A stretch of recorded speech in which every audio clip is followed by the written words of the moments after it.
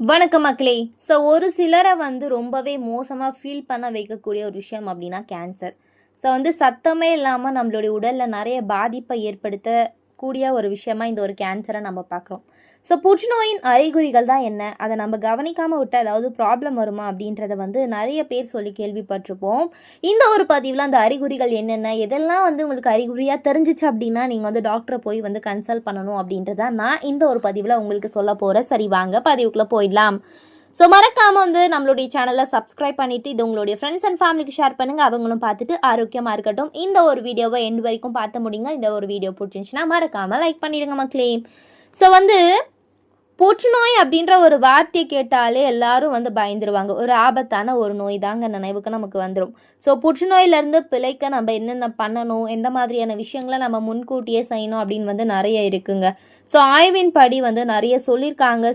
இந்த மாதிரியான புற்றுநோய் ஆபத்துகள் காரணம் இல்லாமல் ஒரு சிலருக்கு வரும். அதெல்லாம் எப்படி வருது, இப்போ ஏதாவது அறிகுறி இருந்துச்சுன்னா நாங்கள் முன்னாடியே பார்த்து தெரிஞ்சுக்குவோம் அப்படின்னு கேட்டிங்கன்னா கண்டிப்பாக. முதல் விஷயம் சொல்கிறேன், நல்லா கவனிச்சுக்கோங்க. புற்றுநோயால் பாதிக்கப்பட்ட பெரும்பாலான மக்களுக்கு பார்த்திங்கன்னா ஒரு கட்டத்தில் உடல் இழப்பு ஏற்பட்டுரும். ரொம்பவே வெயிட் நமக்கு ஒரு சிலருக்கு அதிகமாகிடும்னு கேள்விப்பட்டிருப்போம். ஆனால் ஒரே இல்லாமல் இழப்பு ஏற்பட்டுச்சுன்னா என்ன பண்ணுறது? வெயிட் கெயின் நமக்கு பண்ணணும் அப்படின்னு ஆசைப்படுறவங்களுக்கு வெயிட் பார்த்திங்கன்னா ரொம்ப ரெடியூஸ் ஆகிடும். புற்றுநோயால் பாதிக்கப்பட்ட பெரும்பாலான மக்கள் ஒரு கட்டத்தில் உடல் எடையை இழக்கிறாங்க. எந்த காரணமும் இல்லாமல் ஒருவர் வரும் 5 கிலோ 10 கிலோ குறைஞ்சிட்டாங்க அப்படின்னு சொன்னால் அதற்கான ஒரு முக்கிய அறிகுறியாக புற்றுநோய் இருக்குது அப்படின்னு சொல்கிறாங்க. கணையம், வயிறு, உணவு குழாய் இல்லைனா நுரையீரல் புற்றுநோய்களாக இருக்கலாம். அப்படின்றதுனால இந்த மாதிரி ரொம்ப சீக்கிரமாக ஒருத்தங்க வெயிட் லாஸ் பண்ணுறாங்க அப்படின்னு சொன்னால் கூட நீங்கள் பார்க்க வேண்டிய ஒரு முதல் விஷயம். அடுத்த விஷயம் என்ன அப்படின்னா அடிக்கடி காய்ச்சல். புற்றுநோயால் பாதிக்கப்பட்ட நோயாளிகளுக்கு காய்ச்சல் வருவது பொதுவான ஒரு விஷயம். அதுவே ரொம்ப அடிக்கடி வருதுங்க, காய்ச்சல் வந்துக்கிட்டே இருக்குது அப்படின்னா நம்ம தொடர்ந்து டாக்டர்ஸ் கிட்ட போய் கண்டிப்பாக செக் பண்ணணுங்க. புற்றுநோய் தொடங்கிய இடத்துலேருந்து பரவ ஆரம்பித்த பிறகு அடிக்கடி இந்த காய்ச்சல்லாம் வருவது சகஜமாக இருக்குது. புற்றுநோயால் பாதிக்கப்பட்ட ஒவ்வொருவரும் ஒரு கட்டத்தில் காய்ச்சலாக அனுப்பிக்கிறாங்க. புற்றுநோய் இல்லைனா சிகிச்சையில் பார்த்திங்கன்னா நோய் எதிர்ப்பு மண்டலத்தை பாதிப்பால் இது நிகழுது அப்படின்னு சொல்கிறாங்க. பொதுவாக காய்ச்சல், இரத்த புற்றுநோய் அல்லது நிணநீர் குழாய் புற்றுநோய் இந்த மாதிரியான புற்றுநோய்கள் ஆரம்ப அறிகுறியாக கூட இருக்கலாம். அதனால் நீங்கள் காய்ச்சல் வந்துச்சுன்னா அடிக்கடி நீங்கள் பார்த்துக்கோங்க.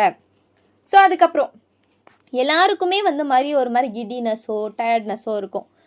தீவிரமான ஒரு உடல் சோர்வு ஒருத்தங்களுக்கு ஏற்படுது அப்படின்னு சொன்னால் கூட கண்டிப்பாக நீங்கள் செக்கப் பண்ணிடணும். ஓய்வெடுத்தாலும் ஒரு சிலருக்கு இன்னும் தூங்கணும், இன்னும் அதே இடத்துல இருக்கணும்னு தோணும். புற்றுநோய் பரவும் போது ஒரு முக்கியமான ஒரு அறிகுறியாக இது இருக்குது அப்படின்னு சொல்கிறாங்க. லுக்கேமியா போன்ற சில புற்றுநோய்களில் முதல்ல சோர்வு தான் ஏற்படுமா. இந்த மாதிரி சோர்வு ஏற்பட்டுருச்சு அப்படின்னா ஆட்டோமேட்டிக்காக நம்ம பார்த்திங்கன்னா நமக்கு எந்த ஒரு வேலையும் செய்ய முடியாது, எதையும் செய்ய முடியாத ஒரு நிலை ஏற்பட்டுடுச்சு அப்படின்னாலே கண்டிப்பாக நம்ம நம்மளுடைய உடல் ஏதாவது பாதிப்பு இருக்குது அப்படின்றது நம்ம கன்ஃபார்ம் பண்ணிக்கிட்டு நம்ம உடனுக்குடன் ஏதாவது ஒரு ஆக்ஷன் எடுத்தால் மட்டும்தான் அதுலேருந்து நம்மளால் பாதுகாக்க முடியும், மீள முடியும் அப்படின்னு சொல்கிறாங்க. அதனால் நம்ம கண்டிப்பாக அந்த மாதிரியான ஸ்கேனோ உங்களுக்கு என்ன டாக்டர் சொல்கிறாங்களோ அதை நீங்கள் கேட்டுக்கலாம். அடுத்த விஷயம் என்ன ஒரு சிம்டம்ஸாக இருக்கும், இது புற்றுநோய்க்கான ஒரு அறிகுறியா அப்படின்னு நீங்கள் தெரியணும் அப்படின்னா தோலில் ஏற்படக்கூடிய மாற்றங்கள். இப்போ ஒரு சிலருக்கு இப்போ கேன்சர் அப்படின்னா புற்றுநோய் புண்ணில் ஆரம்பிக்கும்னு சொல்லுவாங்க. இந்த மாதிரி தோல் புற்றுநோய்களும் இருக்குது. சருமம் திடீர்னு கருமையாயிடுது, இல்லைனா தோல் மற்றும் கண்கள் மஞ்சள் நிறமாக மாறுது அப்படின்னா நம்ம மஞ்சள் காமாலையோ அப்படி கூட இருக்கலாம். அதுவும் தீவிரமாயிடுச்சுன்னா நிறைய பேர் இறக்குறாங்க. இதையும் நம்ம பார்க்க வேண்டும் அப்படின்னு சொல்கிறாங்க. அதுக்கப்புறம் ஒரு சிலருக்கு ரொம்ப தோல்லாம் சிவந்து போயிடும், அரிப்பு ஏற்படும், மாதிரி அதிகப்படியான முடி வளர்ச்சி ஏற்படுமா. ஃபஸ்ட்டு கேன்சர் ஸ்டார்டிங் இந்த மாதிரி பாருங்கள், இந்த மாதிரியான சிம்டம்ஸ்லாம் இருக்குது அப்படின்னு சொல்கிறாங்க. இதெல்லாம் உங்களுக்கு இருந்துச்சு அப்படின்னா நீங்கள் கண்டிப்பாக பார்க்க வேணும், பார்த்துக்கிட்டு அதற்கான ஒரு ஆக்ஷனை நீங்கள் எடுத்துக்க வேணும். அதுக்கப்புறம் சிறுநீரக பிரச்சனை, மலம் கழிக்கும் பிரச்சனை, இந்த மாதிரி நிறைய பிரச்சனைகள்லாம் மனிதர்களுக்கு வருதாங்க பாருங்கள். மலச்சிக்கல், வயிறுப்போக்கு இல்லைனா மலத்தின் அளவு நீண்ட காலமாக மாறுவது பெருங்குடல் புற்றுநோயின் அறிகுறியாக இருக்கலாம் அப்படின்னு சொல்கிறாங்க. நமக்கு இப்போ நம்ம மோஷன் போகிறோமோ இல்லைனா நம்ம யூரின் போகிறோமோ அந்த இடத்துல பெயின் இருக்கும். ஸோ இந்த மாதிரி வந்து பெயின் இருக்குது, இல்லைனா வந்து ரத்தம், இல்லைனா வந்து சிறுநீர் பையை சுற்றி ஏதாவது மாற்றங்கள் ஏற்படுது, ஒரு சில நேரத்தில் வந்து அதிகமாகவோ இல்லைனா குறைவாக வந்து பார்த்திங்கன்னா நம்ம யூரின் போகிறது, இந்த மாதிரி டிஃப்ரென்ஸ் இருக்கும் பார்த்தீங்களா? இதெல்லாமே கூட நமக்கு வந்து ஒரு அறிகுறியாக இருக்கும். இப்போ வந்து இந்த அறிகுறியாக இருக்கிறதுனால நம்ம வந்து ஒவ்வொரு நாளும் போகும்போது நம்ம பயப்பட வேண்டிய அவசியம் கிடையாது. இப்போ ரொம்ப நாள் வந்து அதே கண்டினியூஸாக நடக்குது, ஒரு விஷயம் வந்து நடக்குது அப்படின்னு சொன்னால் மட்டும் நீங்கள் பார்க்குறது ரொம்ப நல்லது அப்படின்னு சொல்கிறாங்க. ஸோ இந்த மாதிரியான ஒரு தகவல்கள் உங்களுக்கு வந்து ஒரு வியப்பையும் உண்டாக்கலாம், பயமாகவும் இருக்கலாம். ஆனால் இந்த மாதிரியான விஷயங்கள் நீங்கள் கேட்டிங்கன்னா அதை நீங்கள் செக் பண்ணுங்கள், தப்பு கிடையாது. நம்மளை நாமளே பாதுகாக்கிறது நல்லது தானே.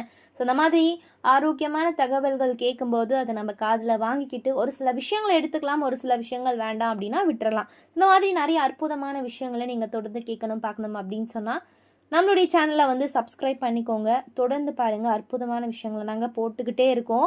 ஸோ உங்களுக்கு வந்து ஆரோக்கியமான பதிவுகள் உங்களுக்கு என்ன வேணும் அப்படின்னாலும் நீங்கள் காமெண்ட் பண்ணுங்கள், தயங்காமல் கேளுங்க. இது போன்ற நிறைய அற்புதமான விஷயங்களுடன் நான் உங்களை சந்திக்கிறேன் மக்களே. நன்றி, வணக்கம்.